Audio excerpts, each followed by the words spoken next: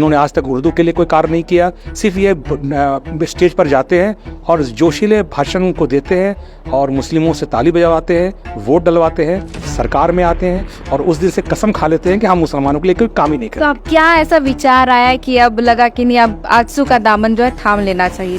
Alliance में जाते हैं। आपने देखा होगा कि अभी पूरे देश में इंडिया और इंडिया की बात चल रही है। कौन कहाँ जा रहा है सब आप देख रही हैं। जो कल बीजेपी में थे वो आज इंडिया में है, जो इंडिया में थे वो बीजेपी। ये तो चलता आ रहा है, वो हमको उससे लेना देना नहीं है। आज आजसू ऑफिस में एक महासम्मेलन, संवाद सम्मेलन था, जिसमें आज आरजेडी से जो नेता रह चुके और बरकट्टा से विधानसभा चुनाव भी लड़ चुके खालिद खलील जी हमारे साथ हैं, जो आज आजसू का दामन थामा है उन्होंने। तो सबसे पहले तो आपको बहुत बहुत जोहार और बहुत बहुत शुभकामनाएं। आप बहुत बहुत शुक्रिया आपका जी। सर, आप कांग्रेस, जेएमएम और जेवीएम, ये सब पार्टियों को आपने मतलब आप ले घूम करके आते आते अब आजसू का दामन थामा है, क्या है अब? नहीं, देखिए ऐसा कुछ नहीं है। छात्र जीवन में जब मैं स्टूडेंट था तो एनएसयूआई की राजनीति में और यूथ कांग्रेस की राजनीति में मैं रहा और सक्रिय रहा। लेकिन जब झारखंड की राजनीति में जब मुझे आने का अवसर प्राप्त हुआ तो बाबूलाल मरांडी जी की जेवीएम पहले दिन से, जिस दिन पीला और हरा झंडे का निर्माण हुआ, उस दिन से लेकर विलय के एक सप्ताह पहले तक मैं उनके साथ 14 वर्षों तक रहा और विभिन्न पदों पर रहा। अल्पसंख्यक मोर्चा का केंद्रीय अध्यक्ष रहा, केंद्रीय महासचिव रहा और पार्टी के नीतियों से प्रभावित होकर और बाबूलाल जी की सादगी को देखते हुए हम लोगों ने एक प्रयास किया कि पार्टी को मजबूत किया जाए और निश्चित रूप से पार्टी दिन ब दिन मजबूत होती चली गई। और जिसके आपने अभी देखा कि कुछ दिन पहले वो विलय भी हुआ भारतीय जनता पार्टी में। और उस समय मैं चाहता तो मैं भी उस पार्टी में जाकर रह सकता था, लेकिन थोड़ा सोचने का ये मौका मिल रहा था कि भाई जेएमएम का स्टेट जो पॉलिटिक्स है यहाँ पे, जो क्षेत्रीय पार्टी है जेएमएम, तो आखिर कौन सी ऐसी क्षेत्रीय पार्टी है जो उसका मुकाबला बहुत दमखम से कर सकती है? तो निश्चित रूप से अगर देखा जाए तो जेएमएम का विकल्प जो है वो कांग्रेस नहीं है, जेएमएम का विकल्प जो है वो राजद नहीं है। जेएमएम का अगर कोई विकल्प है तो वो आजसू है। तो जेएमएम जब हम आह भी करते हैं तो हो जाते हैं बदनाम, और कोई कत्ल भी करता है तो चर्चा नहीं होता। आज बोलते हैं जेएमएम वाले लोग कि आजसू के पास क्या एजेंडा है। आजसू तो भारतीय जनता पार्टी की बी टीम है। जेएमएम भी बोलता है, जेएमएम के सुप्रीमो भी बोलते हैं, जेएमएम के लोग भी बोलते हैं। लेकिन उन्हें समझ में ये आना चाहिए कि हम जिस पर उंगली उठा रहे हैं, तो अगर एक उंगली उठा रहे हैं तो 4 उंगली उनकी तरफ भी जा रही है। वो तो खुद उप मुख्यमंत्री रहे हैं भारतीय जनता पार्टी की सरकार में, और एक बार नहीं 2-2 मरतबा रहे हैं। तो उस वक्त वो कैसे, कौन से निर्मा वाशिंग बॉर्डर से आए थे जो उनको उस वक्त सांप्रदायिक पार्टी नहीं लग रही थी? ये सारे जुमलेबाजी हैं। हम लोग आए हैं प्रभावित होकर सिर्फ इसलिए कि आजसू और सुदेश महतो एक ऐसा नाम है जो झारखंड राज्य के खासकर नौजवानों के लिए एक बहुत बड़ी उम्मीद का नाम है। और हम नौजवानों के लिए आए हैं, हमें मेहनत, मैं कोई एमएलए भी बनने नहीं आया, क्योंकि 14 साल तक अगर मैं बाबूलाल जी साथ था तो उस समय बन सकता। मैं संगठन को मजबूत करने आया हूँ, मैं संगठन का आदमी हूँ और पार्टी निर्णय जो करे बाद में, लेकिन हम जैसे लोग और हमारे समाज, जिस समाज से मैं आता हूँ उसे मुस्लिम समाज कहते हैं, और मुस्लिम समाज ने जो है हमेशा झोला, अगर बोला हो अगर खुले शब्दों में, तो झोला भर भर कर वोट दिया है महागठबंधन को। और इसलिए दिया कि, इसलिए नहीं दिया कि मुझे विकास चाहिए, इसलिए दिया कि भाजपा हारे। ये मानसिकता कोई बदलना है। भारतीय जनता पार्टी हारे या जीते उससे मकसद नहीं है। मेरा काम नहीं हो रहा है और हम अपने काम को करना चाहते हैं। हम अच्छे स्कूल देना चाहते हैं, हम बच्चों के लिए अच्छा शैक्षिक संस्थाएं देना चाहते हैं। हमने पहले भी कहा कि बच्चे हमारे कैसे पढ़े, जब पढ़ेंगे तो निश्चित रूप से वो अच्छा करेंगे।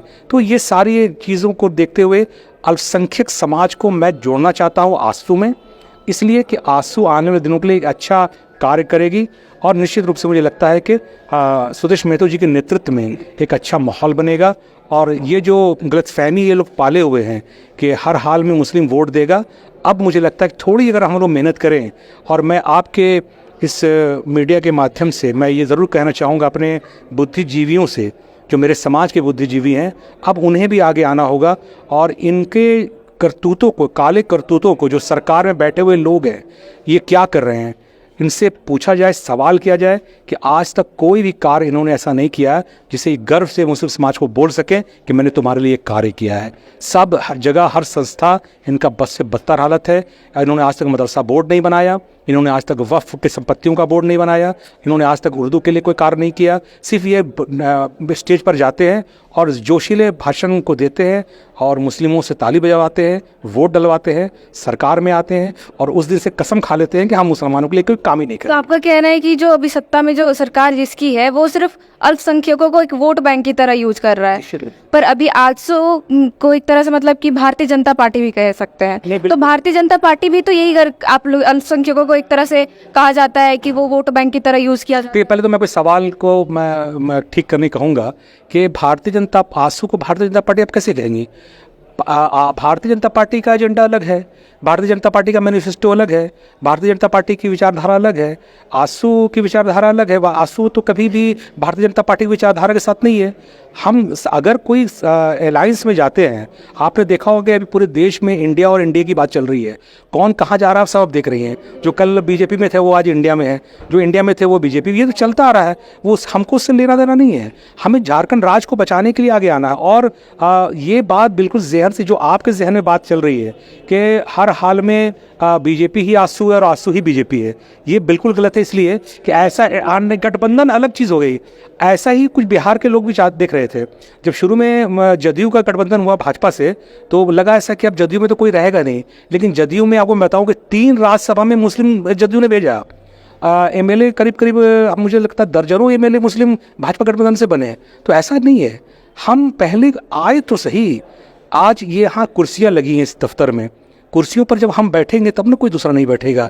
पहले बैठने का मौका तो मिले। आप आज मुझे मौका मिला है, हम अपने से अच्छे लोगों को बुलाएंगे, उनको बैठाएंगे, हम अच्छे अपने बुद्धिजीवियों के बीच में जाएंगे, बैठाएंगे। तो ये जो दूरियां हैं, ये दूरियों को जो बनाया गया है आंसू और भाजपा जैसे पार्टी से, ये दूरी बनाने वाले यही लोग हैं।